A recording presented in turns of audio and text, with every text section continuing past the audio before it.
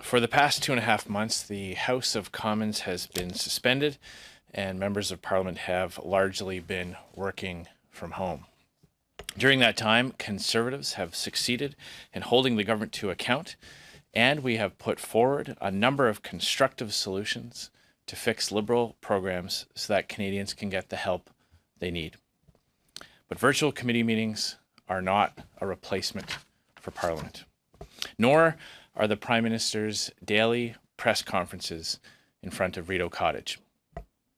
The government should not be allowed to hide information from Canadians or to pick and choose which questions they want to answer and when.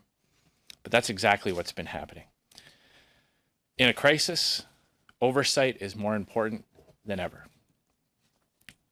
But when we look at what's going on, especially in light of the fact that the Auditor General does not have enough funding to conduct the audits of government programs, instead of preparing for a second wave of the pandemic, the government has been slow to act. And now the Canadian Medical Association is warning that Canada won't be ready when it hits. Instead of being open with Canadians, the government is shutting down questions they don't like or don't want to answer.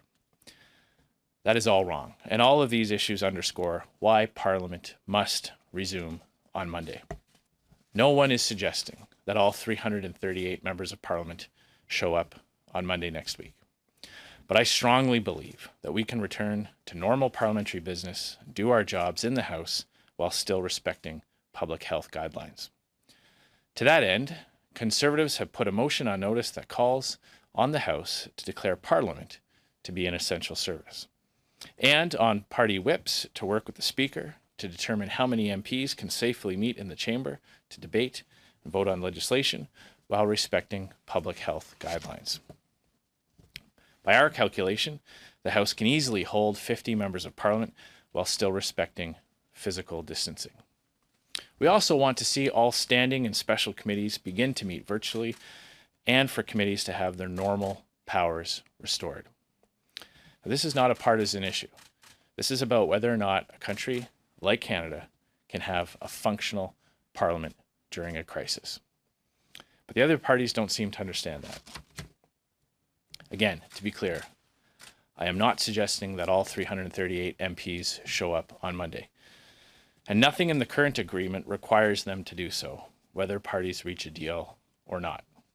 But we must start meeting in person with a smaller representation of MPs so that we can move motions and properly debate government and private members' legislation. Opposition parties have gotten results for Canadians in the past, and we can again. It was a Conservative Opposition Day motion that struck the Canada-China Committee, and it was a Conservative motion that launched the Auditor General's review of the Liberals' infrastructure spending.